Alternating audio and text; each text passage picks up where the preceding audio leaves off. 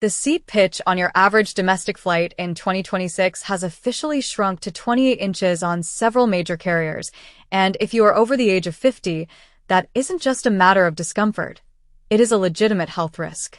We have entered an era of aviation where the ultra-low-cost model has infected even the legacy carriers we used to trust, creating a two-tiered system that specifically penalizes the physical and financial needs of mature travelers. If you are flying after 50, the airline you choose is the single most important factor in whether you arrive at your destination. Ready to enjoy your vacation or spend the first 3 days recovering from the journey? There are 3 specific airlines in the United States, and several more globally, that have moved so far towards a minimum viability model that they have effectively become no-fly zones for anyone who values their joints, their blood circulation, and their dignity. To understand why 2026 has become the year of the uncomfortable sky, we have to look at the massive fleet overhauls that happened between 2023 and 2025. During that window, the industry moved towards what is known as high-density recalibration. This is industry speaking for removing the thick, padded seats we grew up with and replacing them with ultra-thin slimline seats made of hard composite materials. While these seats are lighter and save the airline millions in fuel, they have zero lumbar support. For a 20-year-old, a 3-hour flight on a piece of molded plastic is annoying.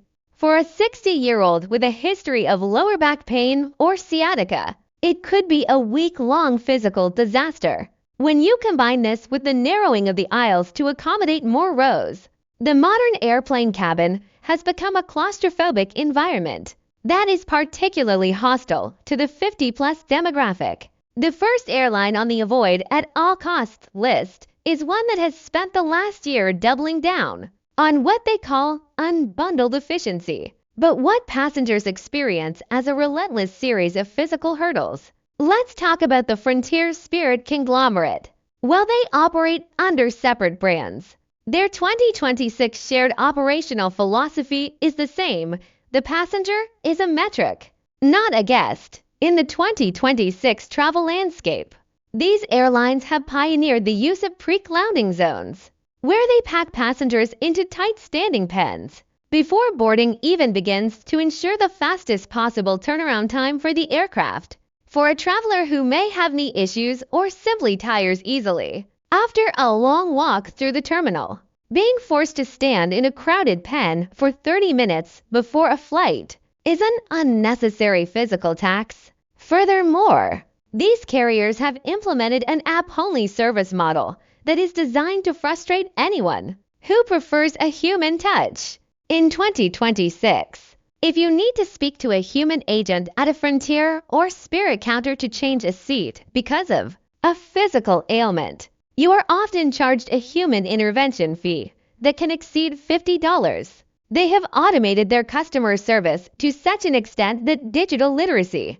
has become a requirement for basic travel rights. For many seniors who value clear, verbal communication, this digital-first approach feels like being shut out of the process. If you are comfortable navigating a complex app while standing in a busy terminal, these airlines will make your life a living nightmare through automated neglect. The second carrier on the list might surprise you because it used to be a darling of the industry, Southwest Airlines. Well, they finally moved away from their open seating policy in late 2025. After decades of pressure, the 2026 reality of Southwest is one of pseudo-premiumization. To make up for the costs of assigning seats, they have reduced the padding in their standard wanna-get-away rows to a degree that is shocking. More importantly, Southwest's reliance on secondary airports, while often convenient, means that in 2026, their gate locations are often the furthest possible walk from the security checkpoints. For a traveler over 50 who might be carrying a heavy personal item or dealing with the new 2026 security on weight limits, a 20-minute walk to a gate with no moving walkways is a significant barrier. Southwest also has a reliability gap that has become more pronounced this year. because their point-to-point network is so tightly wounded. A single weather event in Denver or Chicago can collapse their entire system for days, while a younger traveler might find sleeping on an airport floor an adventure or a story for social media. For a senior traveler, a multi-day delay without guaranteed hotel accommodations is a health hazard. The 2026 Southwest Customer Service chatbots are notoriously bad at handling the complex needs of travelers with medical equipment or mobility issues during a mass cancellation event. If you cannot afford to be stranded for 48 hours, you cannot afford to fly Southwest in the current climate. This is a good moment to pause and remind you that staying ahead of these industry shifts is the only way to protect your travel budget and your health. If you find this breakdown of the 2026 airline landscape helpful, please make sure to subscribe to the channel and share this with your friends and family who are planning their next big trip. We are in a period of unprecedented change in the sky, and having the right information before you book is the difference between a great trip and a total disaster. We are committed to digging through the fine prints so you don't have to. The third airline to avoid is a category more than a specific name, but it is led by the regional subsidiaries of the Big Three: American Eagles, United Express, and Delta Connection. In 2026, these regional commuter airlines are flying older, smaller Embraer and CRJ aircraft that have not been updated with the same high-tech filtration and noise-dampening systems as the mainline fleets. The vibration and cabin noise in these smaller planes are significantly higher, which can lead to increased fatigue and travel fog for older passengers. Moreover, the overhead bins on these regional jets are famously tiny. Even if your bag meets the new 2026 TSA standards, it likely won't fit in a regional jet's bin. This means your bag, containing your medications, your tablet, and your valuables, is valet tagged and thrown into the unheated, unpressurized hold. For travelers over 50, the valet tag is a trap. If your medication is subjected to the extreme cold of a cargo held at 30,000 feet, its efficacy can be compromised. If you are flying to see your grandkids or heading to a cruise, you cannot risk your insulin or your heart medication being frozen or lost in a gate check shuffle.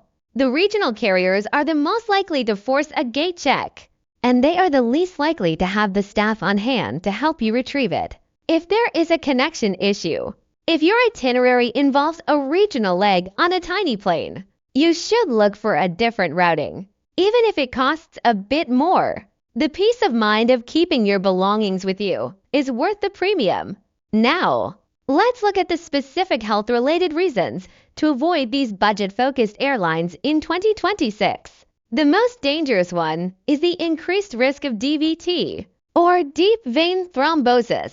As we age, our circulation naturally becomes less efficient. The slimline seats I mentioned earlier aren't just hard. They are designed with a waterfall front edge that is intended to create the illusion of more legroom by cutting into the seat cushions. This edge often presses directly against the back of the thighs, right where the major veins are located. On a 4-hour flight on a budget carrier like Allegiant or Avelo, this constant pressure, combined with the inability to move your legs because of the 28-inch pitch, creates a pressure cooker for your circulatory system. Airlines like Delta and JetBlue have, to their credit, maintained a slightly larger seat pitch in their standard economy sections, and they use higher quality foam that distributes weight more evenly. If you are over 50, you should view the premium economy or extra room seats not as a luxury, but as a medical necessity. The budget airlines often charge so much for these upgrades that the total price ends up being higher than a standard ticket on a legacy carrier. This is the hidden cost of comfort that catches so many people.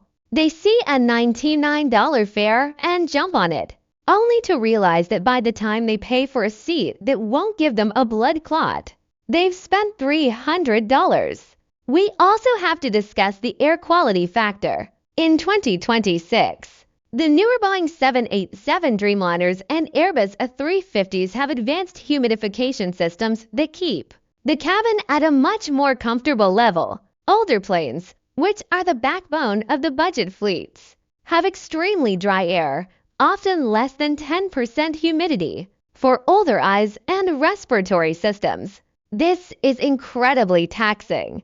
It leads to dehydration, dry eye syndrome, and a weakened immune response, making you more susceptible to the post-flight cold. The legacy carriers are more likely to be flying these newer, health-first aircraft on their longer routes. If you are flying more than 3 hours, the humidity level in the cabin becomes a major factor in how you feel for the next 48 hours. Another reason to avoid the ultra-low-cost carriers is their hub strategy. In 2026, to save on landing fees, airlines like Breeze or Sun Country often fly into alternate airports. Instead of flying into San Francisco, they fly into Oakland or San Jose. Instead of Miami, they flew into Fort Lauderdale. While this can save money, it often adds 90 minutes of ground transportation on either end of the flight. For a traveler over 50, that is 90 more minutes of sitting in a car or a shuttle bus after a stressful flight. The total travel time on a budget airline is often 30 to 40% longer than on a legacy carrier. And when you are 50 plus, your time and your physical energy are your most valuable currencies. Let's talk about the ancillary revenue trap, which has become much more aggressive this year. In 2026, some airlines have started charging for priority assistance. This means that if you need help with the overhead bin or want to board early, to ensure you have space for your medical bag, you have to pay for a silver or gold status for that flight. In the past, flight attendants would see a senior traveler struggling and stepping in to help as a matter of course. Today, the staffing levels on budget airlines are so low, often the bare legal minimum, that the crew literally does not have the time to help you. They are focused on a high-speed boarding process that treats human beings like cargo.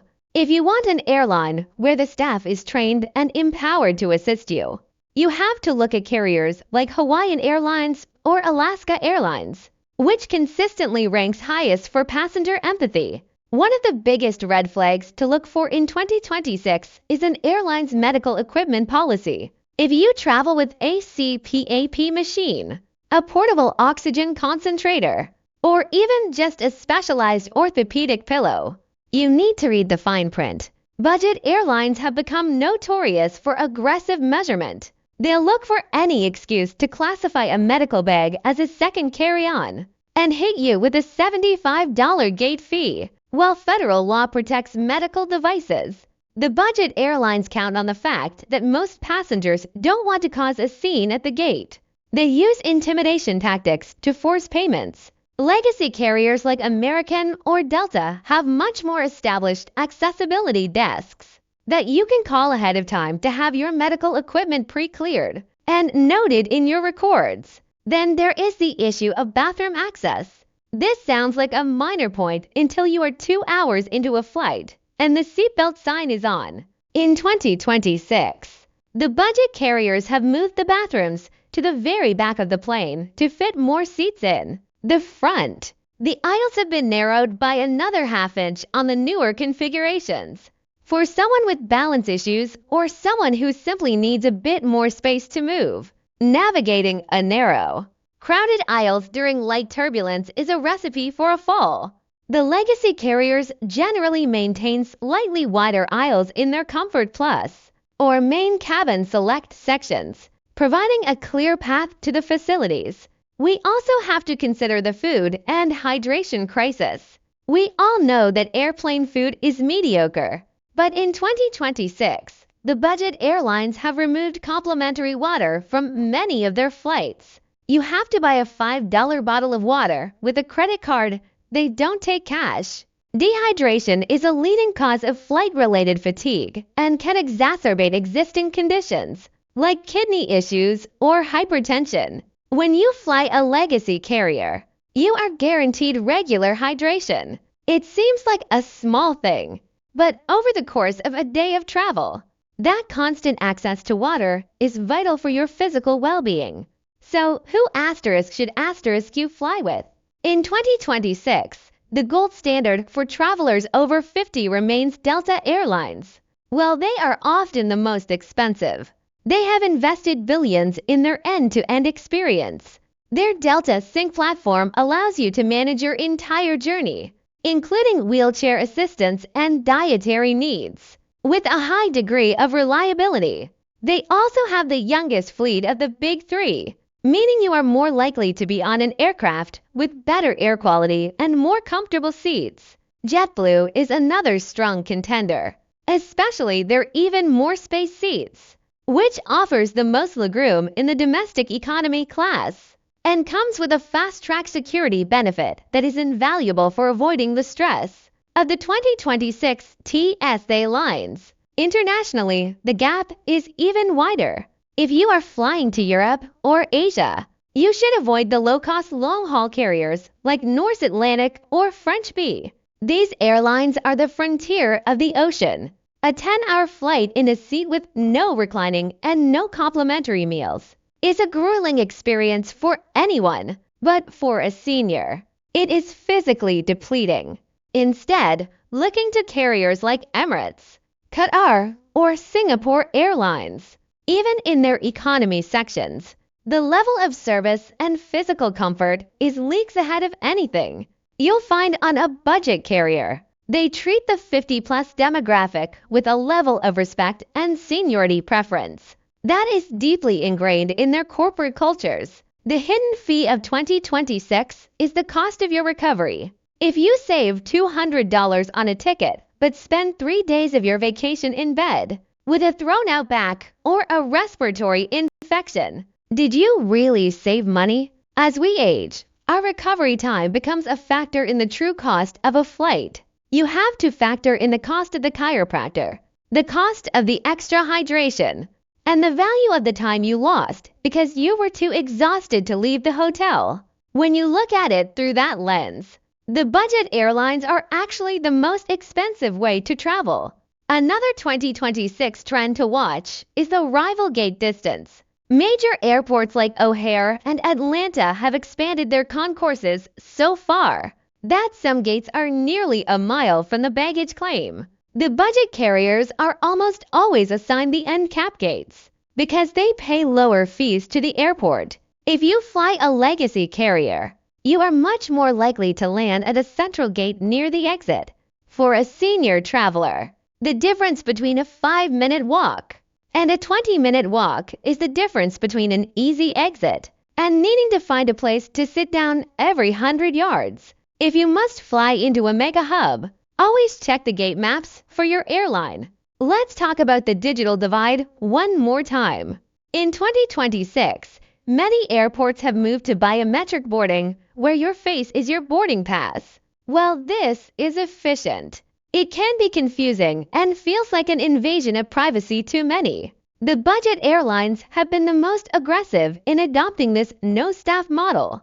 If the facial recognition system fails, which it often does, for people with certain types of eyewear or in facial structures, the budget airlines don't have enough gate agents to handle the manual overrides. This leads to gate panic, where passengers are told they can't board because the machine doesn't recognize them. The legacy carriers still maintain a human-in-the-loop system, where an agent is always standing by to assist with the transition to biometric boarding. One specific tip for my 50-plus travelers in 2026: always book your flight through the airline's official website, never through a third-party discount site like Expedia or Priceline. Well, these sites can save you $10. They strip away your ability to manage your special assistance requests. If you book through a third party, the airline often locks your records, meaning you can't go in and request a wheelchair or an all-seat for medical reasons. You become a second-class passenger in the eyes of the airline's computer system. In 2026, when every seat is monetized, You need that direct relationship with the carrier to ensure your physical needs are met. The reality of flying in 2026 is that the industry has split into two worlds. There is the world of commodity travel, where you are a barcode to be processed as cheaply as possible, and the world of service travel, where your comfort and health are still part of the equation. As you navigate your 50s, 60s, and beyond, the commodity world becomes increasingly dangerous. It isn't about being spoiled or elitist. It is about recognizing the physiological realities of aging in an environment that is designed for the young and the indestructible. The Airlines to Avoid list isn't just a recommendation, it is a survival guide for the modern traveler. By avoiding the slimline traps, the app-only service models, and the regional jet gauntlet, you are investing in your own longevity. You are ensuring that your travel years are spent exploring the world, not recovering from the flight. The sky is still a place of wonder, and the world is still waiting for you to see it. But you have to be smarter than the airline's ancillary revenue department. You have to choose the carriers that choose you. I want to hear about your airlines of last resort. Is there a carrier that you flew recently that left you feeling like you needed a week-long massage to recover? Or perhaps you found a hidden gems airline that still treats mature travelers with the grace and comfort we remember from years ago. Share your stories in the comments below. Your warnings and your recommendations are the best tools we have as a community to hold these airlines accountable. Let's help each other stay comfortable, stay healthy, and stay in the air for many years to come.